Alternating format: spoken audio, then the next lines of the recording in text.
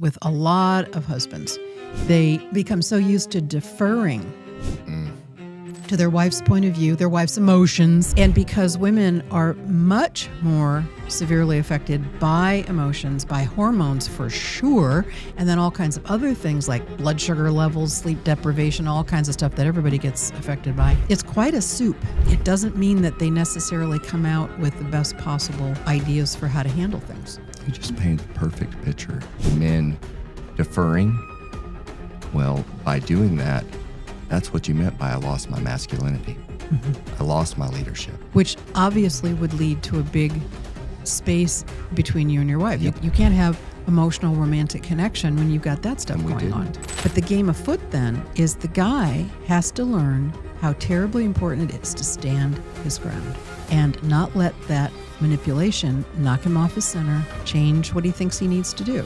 Now, does that mean you're a jerk and just, don't take into consideration anything she wants? Well, of course not. You always have to take into consideration what everybody else wants and needs. That's part of your job. If you're not doing that, you're not a good leader. But once you take in everybody's thoughts, feelings, needs, and so forth, then you gather all that and you come up with some kind of conclusion on how you want to handle it. And that's where you have to stand your ground. Here's the secret thing that men need to know. We are here this morning with Robert, and we're going to have an extremely interesting conversation about trust, I believe. But before we start that, since Robert has an equally interesting background, I'd love for you to tell us a little bit about that. Make a long story short, I was actually raised in a good family. I did, when I got into high school, I struggled with an injury I had, and I started using medications. That developed into a horrible addiction. That does happen. Yeah. Yes, that's very serious. I ended up at 19 years old, maybe 20, finding myself wanting to chase the drugs more to be able to get up and go to work rather than for fun. Sure. And that's very young for that. Yes, it is. I met my ex-wife now, or soon-to-be ex-wife, when I was about the same age. Oh. Yep. So I was already damaged getting into a relationship. Well, we'll say compromised, not damaged. Yeah, compromised. Yeah. She, in the beginning, it wasn't affecting our lifestyle. It wasn't affecting our bills. It only, by the time I was, fast forward 5 years later, I was about 110 pounds, smoking crack. Oh, my shooting word. up heroin. Wow. Living behind the office where I worked. My wife had kicked me out. I had a beautiful home in East Hill. My heavens. I still have it now today, thank God, knock on wood. That was, it's amazing that we held on to that. What actually got me into rehab is we took an equity loan out on the house, and I blew $90,000 in 3 months. And I had no way to explain that. So you went all the way down that road. Wow. Yep. They didn't know I was sleeping behind the office until I think my younger daughter, or my oldest daughter, told mom about it or found out that I was back there. And I remember the day my dad and wife showed up back there. And wow, a little mini intervention. Yep. Yikes. And I just, when they said, "Are you done?" I just started crying. Oh. Yep. I went to rehab, and you were only in rehab once? Once. That's very unusual. Yep. I was 26. Wow. Normally they go through many, many times. I'm 46 now. It was so 20 years. Yep. In August 23rd, I celebrated 20 years. 20 years clean and sober. Good on ya. Yep. Okay, super duper. So, where is your life now? Life is, it's great right now. It really is. Well, we should disclose that you subsequently went in and started your own company, which is now very, very successful. Yeah. You have a lovely family, 4 children. Yep. And things are really, really turned around. You're in a really good spot. Yes. Actually, I didn't, ever since that moment when I got clean, I never looked back. I took my father's company, gave him an ultimatum saying, hey, guess what? You're going to sell it or I'm going, and I'm going to start my own. Turned it into a multi-million-dollar business. And, this past year has been interesting, though. Yeah, well, it's a little crazy out there, but yeah. Yeah. But overall, everything's going well. Yeah, doing good. So the reason you and I connected Mm-hmm. was because the marriage was kind of falling apart after a lot of years of a lot of things going on. But suffice it to say that you are here today to do a couple of important things as a result of the now separation between you and your wife and co-parenting your children and continuing to work with your wife in the business. And that seems to be going well. Yes. But it's more on a personal level. So what is it that you would like to fix or change or do differently today? What are your two goals? Restore trust in my wife towards me. I would like her to be able to, not as a husband, but as a friend and a coworker. And that's going to take. What does she not trust you to do currently in that role? A lot of things. I would say until she gets over her anger and her frustration and maybe starts working on herself, she's not going to trust me anymore. I think that's very true. So I want to talk about, having a well-formed outcome in your goals is very important.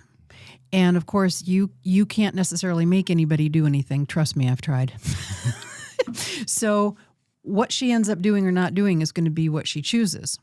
But I'm trying to get a little bit more specificity on the goal. Like, what does she not trust you to do?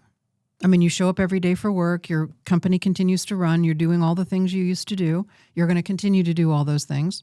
She questions my, what's the word for it? My intentions. So she thinks your intentions when you're continuing to man up and do the things you're doing, taking care of business and looking after the kids and all that kind of stuff, your intentions are to what? I think she still thinks they're only to get her back. Ah, well. And that is quite the opposite now. Right. And it's...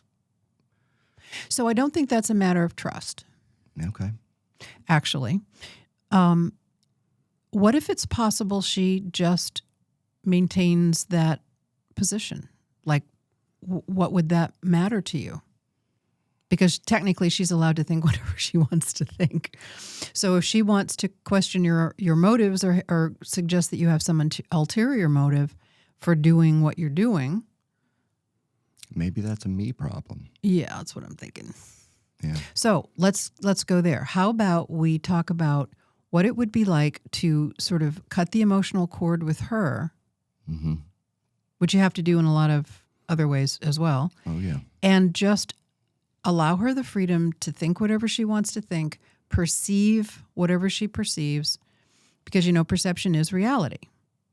And so you have your perception of what's going on that's very real and true to you. She has her perception of what's going on, which is very real and true to her. And who knows where reality really is. So a big trap that a lot of people get caught up in is the yes, I did, no, I didn't. Yes, it was, no, it wasn't. That's us. You're right. So let's clear that up for you and everybody else. Whatever you think, your perception is in fact your reality. Okay, whether it's true in fact or not may be an entirely different thing. So the question isn't, is this right or is this accurate or is she right or wrong? The question is, what's a useful way to look at this? What's the most useful way to look at this? So I'm gonna stick a pin in that for just a second as you think about that and explain something very important. Okay. Our brains are not video cameras. They're not. So anything that we think of as real, that we heard or saw or felt or anything else, is subject to a very, very interesting way of getting in your brain. Okay. So essentially there's so many bits of information hitting your brain at any 1 minute that it can't possibly take in everything. So what it ends up doing is it deletes, it distorts, and it generalizes the information because it just can't record everything. So what it deletes, distorts, or generalizes is completely random. For an example, the temperature in this room we're sitting in is very comfortable. So you aren't really aware of it. Your brain doesn't need to be aware of it because it's comfortable. So it's probably just deleted or generalized. The temperature's comfortable, right? The chair you're sitting in equally is comfortable. If it was small or, had holes in it or something, that wouldn't be comfortable. So you're not noticing a lot of things because you just generalize or delete or distort it. So the actual things that are happening that get through that deletion, distortion, and generalized process that end up in your brain over here, completely random. But we think that's completely real, absolutely true, 100%. So one of the most important things you can do when you're first looking at solving a problem or taking care of something that's important to you to change or do differently, you've got to realize the accuracy of your perception is, and there's a technical term for this, whacked. Yeah. Just whacked. There's no possibility it's accurate. Example. Let's say there's an intersection, okay? There's 10 people standing around the intersection looking right at it. At the very moment, there's a collision, okay? The police come, they take 10 different eyewitness accounts. How many of them do you suppose would be the same? Most of them? Probably none of them. Because perception. Exactly. Okay. So some people may have been more visually oriented to what they observe, some people more auditorily oriented, some even kinesthetically oriented. And where their awareness was, if they just happened to look away for a half a second and then saw it, there's a million things that can change your perception. What's the least accurate testimony in a court of law? Eyewitness. All that to say, whenever you're looking at a situation, the first position you have to take is, well, the way I'm seeing it, perceiving it may or may not be accurate, which is why perceptioneering is such a great idea, where you actually adjust your perception and your emotions to the outcome you have, not necessarily what's going on right now. That's a very advanced way to do things, but it works much better if you understand. So now back to the situation with your wife, okay? She's going to think or feel or believe whatever she thinks or feels or believes. It is completely pointless to argue about it or disagree because it's real from her standpoint. The real question is, how do you want to feel about it? And are you willing to adjust your perceptions and take control of your moods and emotions so that they match your outcome, whatever your outcome is for that situation? That's funny you said that, because I've been trying to work on, I've realized one thing with what you just said. It takes two people to argue. Oh, most definitely. So most definitely. I can realize when something or when those emotions or she gets triggered, or even when I get triggered, I can realize it. And I'm starting to get much better with that. And if I think about the trigger or I'm getting triggered, I have to have an exit plan. Right. know? And that's what I started, because I haven't seen you enough, or because we're very early in my stages of growth, recovery, learning, from understanding, separation. Yes. Right. But I am growing in a way that I'm starting to grasp exactly what you're saying.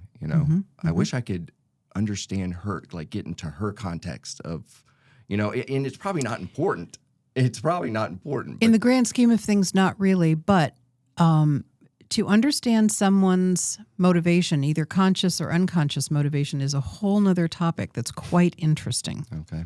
So this might be a good time to introduce the Satir Model. So years ago in the 70s, there was a very famous family therapist by the name of Virginia Satir. She's quite brilliant. And she worked with so many families. She came up with this sort of outline of what people do instead of what she called leveling. Now, leveling is actually being honest and open. It's being vulnerable. It's not having an agenda. It's just being very real, okay? Which is hard to do because that involves risk. But it is the way to walk around in the world, ideally. So most of the time, instead of doing that, which actually would work out much better in the long run, people do one of 4 different, she called them coping strategies or stances that they take. These are what they do when it's not safe to level, okay? First one, and everybody can relate to this one, is called the blamer. So that one would be, it's all your fault. Nothing I did, it's all you. Okay, so that's the dog ate my homework person. That's the, it's not me, it's always you. Okay, the blamer can't take responsibility for anything. So it's very, very difficult to be in a relationship with a blamer because they're always, they're never stepping up to the plate and taking responsibility. So it's very difficult. The second one is what we call the placater. I'm only here for you. I'll do whatever you want. Okay, now that's actually a very manipulative one. We know lots of people like that in our lives usually. They're the ones that are being so super nice, so super helpful. They just go out of their way, bend over backwards like a pretzel. But what they're really doing is trying to keep judgment and scrutiny off of them.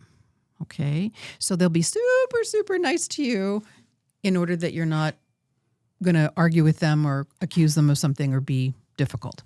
So it's very hard, of course, to have a relationship with a placater because they're never real about what they're doing with you, and they always have an ulterior motive. It's very seldom that they're actually nice just to be nice. Okay? Avoiding confrontation. They hate confrontation. Hate it like the plague. They will do anything to avoid confrontation, and that's what they do. So, but the problem with placaters is they always end up in resentment, no matter what. That's the end landing place. If a placater is doing their thing, what ends up happening is they'll say something like, oh, it's okay. I can pick up your son after school. It's no trouble. It's not far out of my way. I'll be happy to drop him off. And then as she's walking away, she goes, never pick up my son from school when I need help, right? Oh, I know your time is tight on Wednesday. I'll make the brownies for the class. It's okay. Really, I can do that. Yeah, and then they walk up, never makes brownies for me when I have something else to do, So they always land in resentment. So it's not fun to be around those people.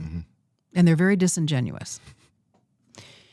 Third one is the computer. If one were to analyze this, one would find. Now, that's somebody that usually has a lot of letters after their name, okay? And their core need is to be competent, but they will judge the crap out of you in order to not be judged first. And they go out of their way to collect things like degrees and certifications and acknowledgments of one kind or another because they have to be above it. All right. And of course, it's really hard to have a relationship with them because they're so about themselves. They can't come out of their own head long enough to be with you. Fourth one is the distractor. Now, that's somebody that's just kind of goofy and all over the place and, squirrel, something sparkly. They never stay on the same point. So it's really hard to have a relationship with them. They can't stay on the same point long enough to have a conversation. So most people spend their lives, and we can all do a little bit of each one of those, but they spend their lives pretty much in one or the other of those 4 coping strategies. So leveling is what really needs to happen. And the cool thing about leveling is it frees you to just let the other person do what they're going to do, right? You don't have to be attached to their outcome. That'd be a good relationship. Well, for you, yes, it would. Other people may not. Other people may have expectations that you should do this or should do that or stay connected in this way or jump through this hoop. So when you're not jumping through other people's hoops that they expect you to jump through, that can be a problem for them, but it doesn't have to be a problem for you. Okay. Make sense? It does. So your wife can believe whatever she wants to believe. We know that she has tended to blame you mostly for what's going on in the relationship. Again, that may or may not be true in reality. In my experience, it's never, ever one person's fault. Given that both people are engaged and both people have a contribution, then you have to look at, okay, well, assigning blame isn't terribly useful. It's much more productive and useful to look forward and say, okay, well, how do I want to fix it, or how do I want to change it, or how do I make it better? And that's what you've been on the discovery mission to find out, right? So I'm curious, how would it be different if you imagined and I do see this as a cutting of the cord to just let her think or believe whatever she wants to think or believe, which may or may not be accurate. And how does that affect you if you did that? Like, let her love her enough to be okay with that. Just okay.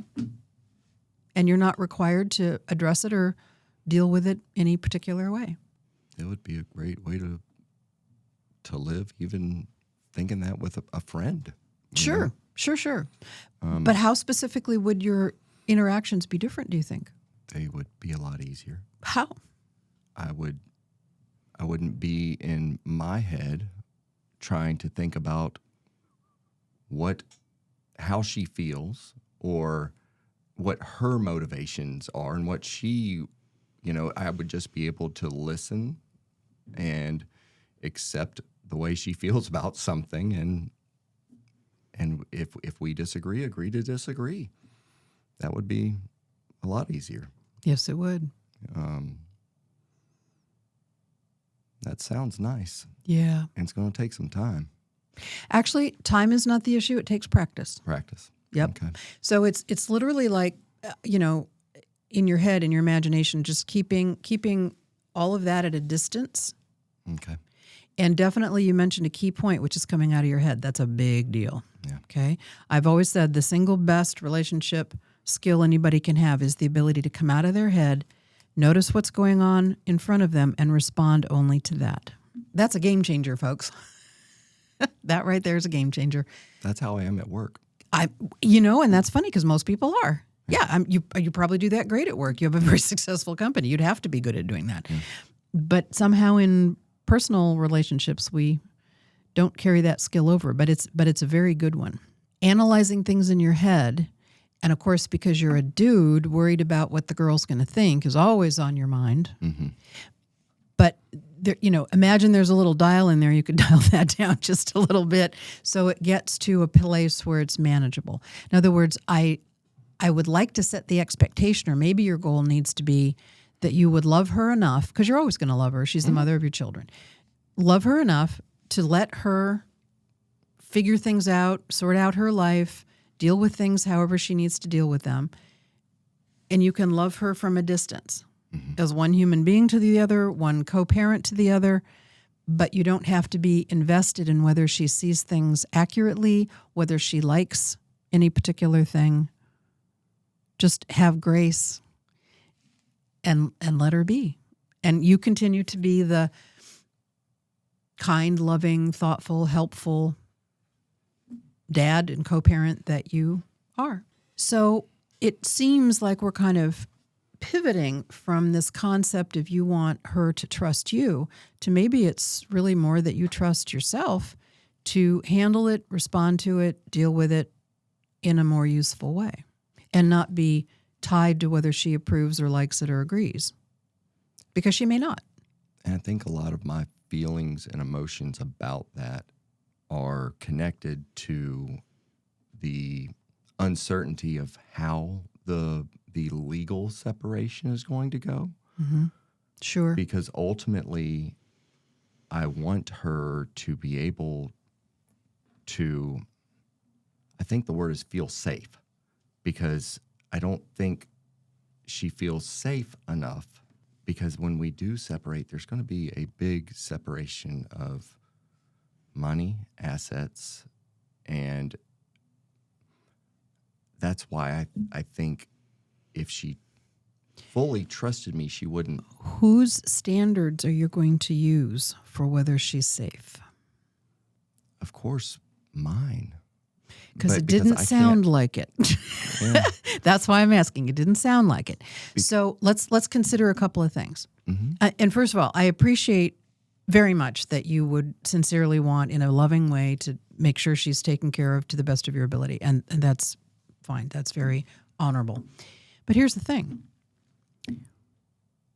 What if she's not in agreement that this pile of whatever it is going to make her safe? What if her pile needs to be this big? What if she can never actually feel safe at all? Like there's literally nothing you can do to make her feel truly safe. That would be unfortunate. it would be very unfortunate. But like everything else, it would be something you have to come outside of your head, deal with the reality of what's going on in front of you, and respond only to that. So if, for an example, and I'm not saying she will be, but let's just say for an example, because we've got a wide range of possibilities here. Let's just say she's never going to feel truly safe and satisfied going forward. Can you be okay if she's not? That's a good question. Well, I like to ask those every now and then. And that may be something you need to kind of... Right now, I don't know. Right. So that's something to think about, Yeah. something to chew on. Because, again, as much as we would like to, and I have tried, you cannot make somebody do something they don't want to do. In my head and in my head space, I'm trying to develop a new business for her. Sure. And that's ultimately Listen, what we're you're doing all kinds of things, Robert. But I'm saying, what if you did that and this and this and And some it's more not of good that, enough. and now we have this, and she's still not safe or happy. That does happen occasionally. Then unfortunately we'd have to settle it in the court of law. Right. But at some point, notice the end result of this is it is settled. Yeah. At some point. Yeah. But I'm wanting you to sort of cozy up to the idea. It may never be that she is safe, regardless of whether you work things out between you, which is always the better idea, or you have to fight it out and make two attorneys wealthy, which is not the best idea. Regardless, the net, what if can you be okay knowing you did the best you can do, the most you felt comfortable doing, your best effort, and she's still not okay? I think that's why I'm here. Okay. So that is something you're gonna want to think about. So let me give you a couple other things to put in there and mix up with that thought. As the guy in the situation and the leader in your family, and I know you take that role very seriously, you realize your obligation, your mission is to always act in the best interest of your family, regardless of your personal agenda, for their highest and best good. Now, I would just ask you this. Is it ever in the best interest of your family that you feel emotionally beat down or guilty or less than because of your wife's perception of what's going on? Absolutely not. Right. So you see, this is kind of a make or break kind of an idea.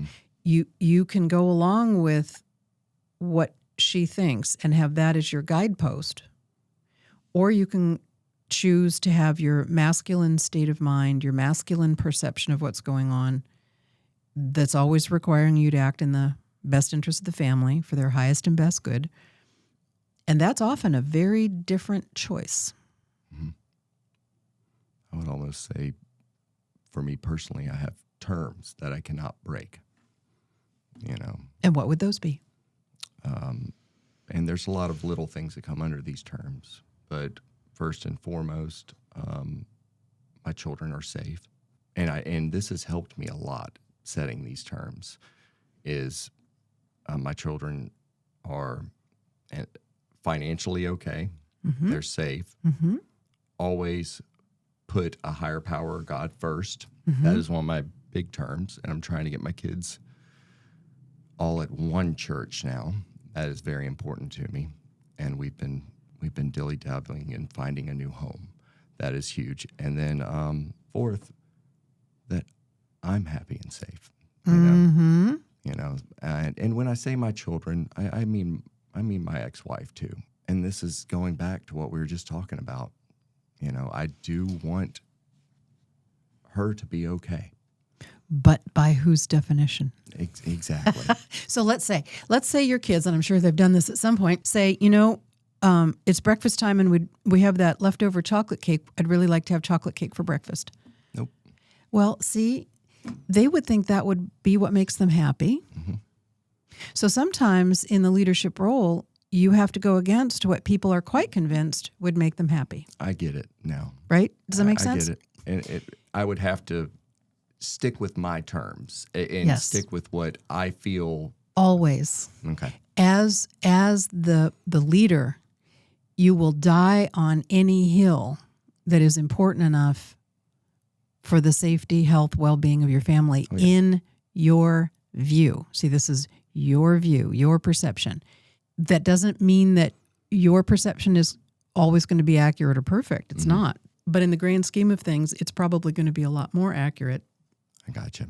Than a girl's. I'll even include myself in that. Men just have a different masculine perspective. And I think you need to trust that a lot. If you want to talk about trust, that's what I would have you trust, is trust that masculine gut feeling, sixth sense, whatever you want to call it. Men are more logical, I think. I mean, they're less complicated. Much less complicated. My wife has a lot of feelings that change.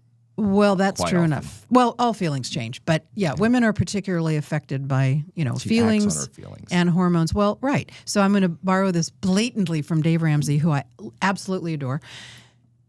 Adults make decisions based on the outcomes they want to create, the goals they have, and then they take action toward those goals to accomplish them. Pretty straightforward. Children make decisions based on how they feel. Okay.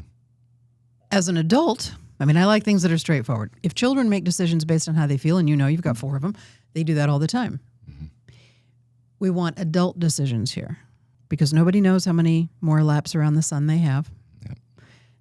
Yep. This is important. We've got to make this the best it can be. Yep. But I think it's very, it's a thing, Robert, with a lot of husbands. They become so used to deferring to their wife's point of view, their wife's emotions, God forbid, their wife's sense of things. And because women are much more severely affected by emotions, by hormones for sure, and then all kinds of other things like blood sugar levels, sleep deprivation, all kinds of stuff that everybody gets affected by. It's quite a soup. It's quite a pile of soup there. And it doesn't mean that they necessarily come out with the best possible ideas for how to handle things. You just painted the perfect picture. Really? From when I first met you. Help me understand that. Because I get it now. Because you were talking about men deferring. Well, by doing that, that's what you meant by I lost my masculinity. I lost my leadership. And what the result that kept on happening with that is by deferring, eventually you get fed up and you start discounting those feelings. Right. And burying them. Yeah. And that's what I did for years. Right. Which obviously would lead to a big space between you and your wife. Yep. You can't have emotional romantic connection when you've got that stuff And we going on. didn't. Right. We didn't. Right. The only thing that we had that we both were passionate about that was still remaining was work and our children. The kids. Yeah. That's it. There was no more. Everything else was gone. Right. Yep. So it becomes really important then for men to take this role seriously. This sort of uniquely masculine leadership role. Now, does that have anything to do with intelligence? No. Men and women are equally intelligent. But we're not equally gifted with skills. There are some things that I just intrinsically, naturally will do better than you because I'm a girl. There are things that you will intrinsically, naturally do better than me because you're a guy. They are not better or worse. They're just different. Okay? I think men would be very well advised to use the natural instincts and talents they have for leadership, for protection, for guidance, for big picture thinking, because it will make a big difference in the marriage. And ultimately, by the way, the nature of girls is to appreciate that at some point. Yeah. And if they don't, you've got the wrong girl. Go wrong, girl. Yeah. Right. So you should be in a position of having whatever girl is in your life appreciate you and appreciate that solidness, that dependability, that vision. And that means that you have to stand firm on what you believe is in the best interest and not be swayed by a girl's mood or emotions of the moment. Because that is the game afoot, by the way. The game afoot in most every relationship is the girl is trying her level best to manipulate the crap out of you. And we have extreme skills for that. She definitely does. We all do, Yeah. since we're about this high. Yeah. Trust me. We have extreme manipulation skills. That's not necessarily a good thing. And goodness knows they are abused quite often. She had total control of me when I came in. First time we saw you. Right. So, but the game afoot then is the guy has to learn how terribly important it is to stand his ground and not let that manipulation knock him off his center, change what he thinks he needs to do. Now, does that mean you're a jerk and just, don't take into consideration anything she wants? Well, of course not. You always have to take into consideration what everybody else wants and needs. That's part of your job. If you're not doing that, you're not a good leader. And a leader is not a boss. A leader is always, that's a service position, basically. Gotcha. Service position. Very difficult to do.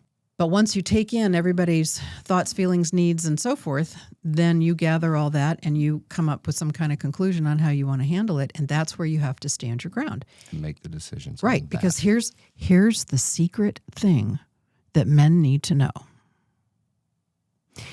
If a girl that you're in a relationship with can manipulate you, push you off your center, get you to change your mind mainly because you're pleasing her, when you know it's not the thing to do, but you want to please her, that's your motivation, we actually think you're weak. This is sad because what we should say is, oh, that's so nice. He's trying so hard to please me. Isn't that a wonderful guy? He's very thoughtful. No, we don't say that.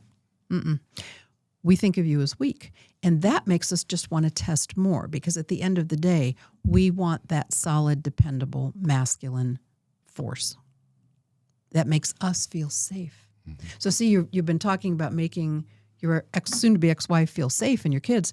You do that by standing your ground, not by bending over to everything we want you to do. Does that make sense? Makes sense. Now, initially, the girl might go, well, didn't want to do what she might be all huffy and puffy, but eventually... But you've got to be okay with it, too. And you have to be totally okay with it. That's exactly right. But see, the thing is, after the huffy puffy part, she's very likely to go, that was kind of hot. Definitely not he was right, but maybe that was hot. Yes. Yes. Oh, yeah, we hate to say you're right. We just hate to say that. But the attraction, see, female attraction strategy toward men is based on challenge.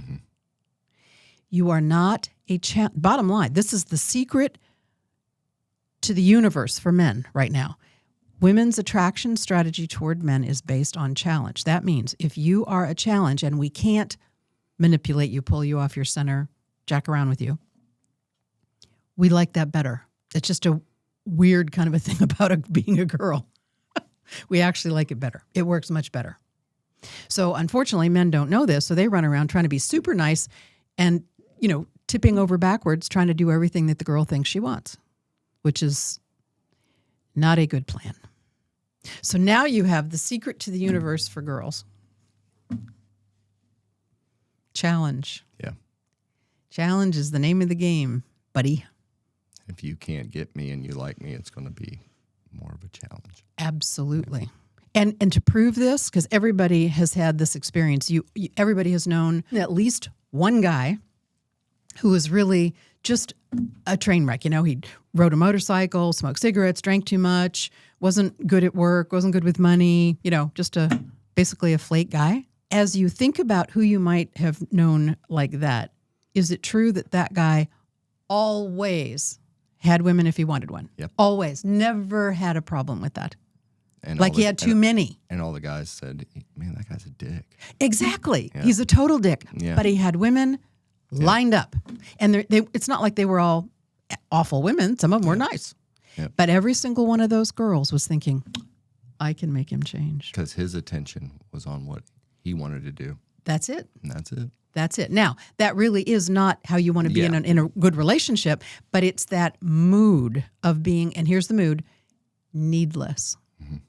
He was absolutely, utterly needless of female approval. Right?